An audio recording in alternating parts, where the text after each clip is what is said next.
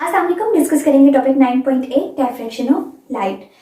इस टॉपिक में हमने डिस्कस किया करना है कि डायफ्रैक्शन को किस तरह से ऑब्टेन किया जा सकता है, डायफ्रैक्शन का मतलब क्या है और क्या ये इंटरफेरेंस के मुताबिक हमें कोई पैटर्न जनरेट करने में हेल्प आउट करता है या नहीं करता। सबसे पहले बात करते हैं हम एक सिंपल से एक्सपेरिमेंट से।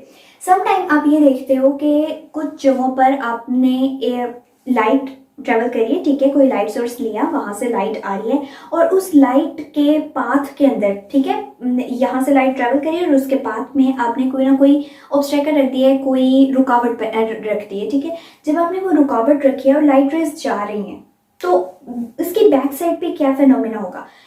जब आप यूं रखते हो, ठीक है, तो जितने पोर्शन में आपने कोई ऑब्जेक्ट को रखा होता है, जितने साइज का वो होता है, उतने साइज में आपको पीछे साया नजर आ रहा होता है। लेकिन उस साए के साथ आपको एक पॉइंट पर जाके यूं भी फील हो रहा होता है कि लाइट जो है वो इंटरफेयर कर रही है, यानी कि लाइट एक स्पॉट प्रोड्यूस कर रही है।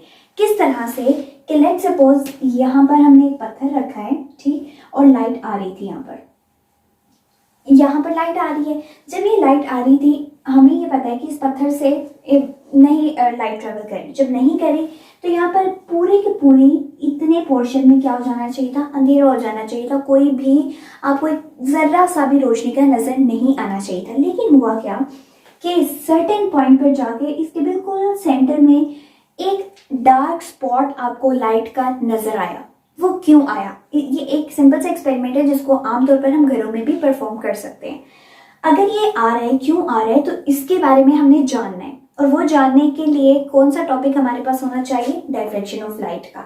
इससे पता चला कि अभी हम अपने एक्सपेरिमेंटल सेटअप में भी कुछ इसी तरह की चीज़ों को डिस्कस करेंगे, इसी तरह से सेटअप लेंगे। तो क्या किया गया, एक मेटल शीट ले ली गई है, यहाँ पर एक लाइट स्पॉट मौजूद था जिससे लाइट यहाँ पर ट्रेवल कर रही थी। अब जितने पोर्शन में ये लाइट ट्रेवल कर रही थी, हमें आइडिया था कि यहाँ पर बिल्कुल क्या होना चाहिए, अंधेरा होना चाहिए। लेकिन उसी तरह से क्या हुआ कि एक पॉइंट पर जाके ये लाइट ने ब्राइट पॉइंट को प्रोड्यूस करवा दिया, या ब्राइट स्पॉट यहाँ पर हमें नजर आने लगा। ऐसा क्यों हुआ? वो इस वजह से कि जब हम यंग्स डबल स्लिट एक्सपेरिमेंट को पढ़ रहे थे तो ये पढ़ा कि इस तरह से एक हमारे पास स्क्रीन है और स्क्रीन के अंदर छोटा सा सुराख रखा है, एक स्लिट बनाया है। जब इसके कॉर्नर से लाइट टकराई तो वो बेंड हो गई और कुछ बेंडिंग इस तरह से हुई, ठीक है। इसी तरह से क्या हुआ कि अगर हम एक और स्पॉट ले रहे हैं तो यहाँ पर भी बेंडिंग होगी और उस बेंडिंग की वजह से कहीं पे जाके ये जो लाइट रेज आ रही हैं, लाइट वेव फ्रंट्स बन रहे हैं, वो आपस में मिलते हैं तो वहाँ क्या हो जाता है, ब्राइट स्पॉट प्रोड्यूस हो जाता है। इसका मतलब है कि ये हमारे पास प्राइमरी सोर्स है लाइट का, लेकिन उस प्राइमरी सोर्स से, ये लेट्स सपोज प्राइमरी सोर्स है, और लेकिन जब ये प्राइमरी सोर्स से किसी पॉइंट पर जाकर टकराई और वो पॉइंट ऐसे थे जिन्होंने लाइट को बेंड कर दिया, तो क्या किया इन्होंने लाइट को मजीद आगे बढ़ने में हेल्प आउट किया, प्रोड्यूस करवा दिया। तो इसका मतलब है कि ये वाले पॉइंट सेकेंडरी वेवलेट के तौर पर बिहेव कर रहे हैं। सेकेंडरी वेव फ्रंट आगे से ये जनरेट करवा रहे थे और उनके जनरेट होने से क्या हुआ कि जब लाइट ट्रेवल करते करते एक खास पॉइंट पे पहुंची, इस तरह से था कि ये बिल्कुल पैटर्न आ रहा है, ठीक है, ये आता गया, जब ये आगे की तरफ एक्सटेंड हुआ, बढ़ा, तो इसने फिर यहाँ वाले पैटर्न के साथ इंटरफेयर करना शुरू किया। तो यहाँ तक अभी हम देख रहे हैं कि कोई इंटरफेरेंस नहीं हो रही, लेकिन यहाँ पर जाके हो गई। इसका मतलब है कि इतने पार्ट के बाद, इतने डिफरेंस के बाद हमें क्या नजर आएगा, एक ब्राइट स्पॉट नजर आएगा। सेम वही काम यहाँ पर हो रहा है कि जो शीट हमने रखी थी उसमें से लाइट अगर पास नहीं कर रही थी तो बिल्कुल पीछे साया बन रहा था, लेकिन सिर्फ एक पॉइंट ऐसा आया जिसके ऊपर लाइट हमें नजर आने लगी एक ब्राइट स्पॉट की तरह। और वो पॉइंट किस तरह से जनरेट हुआ कि जो बाउंड्रीज थी उन्होंने सेकेंडरी जो पॉइंट है उनकी तरह बिहेव किया और सेकेंडरी वेवलेट को जनरेट कर दिया।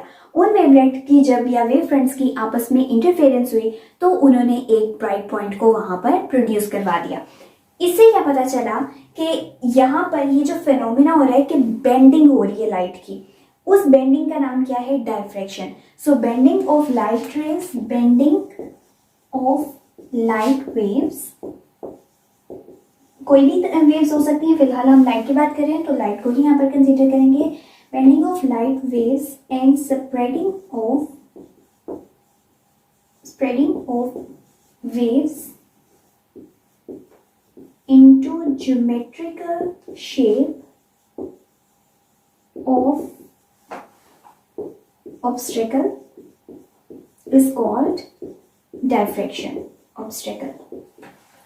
तो आमतौर पर जो डायफ्रैक्शन की सिंपल डेफिनेशन दी जाती है वो सिर्फ इतना सा पार्ट होता है, bending of light waves due to obstacles, ठीक है, कि ऑब्स्टेकल की मदद से वो हर्डल्स, वो मुश्किलात जो आपने उस लाइट के पाथ के अंदर रख दी हैं, वो कोई भी ऑब्जेक्ट हो सकता है, वो कोई भी चीज़ हो सकती है, तो उससे जो बेंडिंग हो रही है लाइट वेव की उसका नाम है डायफ्रैक्शन। लेकिन अकॉर्डिंग टू हमारा जो एक्सपेरिमेंट है उसके मुताबिक एक और चीज़ सामने आई कि यहाँ पर जो बेंडिंग ऑफ लाइट वेव्स हो रही थी और उस लाइट की वेव से जो वेव जब ट्रेवल की तो इसी ज्योमेट्रिकल शेप को कंसीडर करते हुए इन्होंने आगे की तरफ ट्रेवल किया और जितने पोर्शन में बाकी के साया था वो बिल्कुल साया रहा, लेकिन बेंडिंग होने की वजह से क्या हो गया, एक ब्राइट स्पॉट प्रोड्यूस हो गया।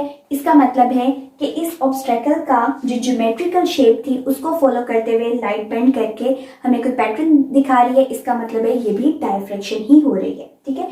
तो सिंपली हम सिर्फ इतनी सी डेफिनेशन कंसीडर करते हैं। और अगर समटाइम एमसीक्यूज में भी पूछा जाता है या कोई और भी आपसे पूछते हैं कि डायफ्रैक्शन क्या होती है, तो इतनी ही डेफिनेशन को एक्सप्लेन किया जाता है, but according to the topic ये हमारी कंप्लीट डेफिनेशन है। एंड ये था हमारा एक सिंपल सा छोटा सा टॉपिक।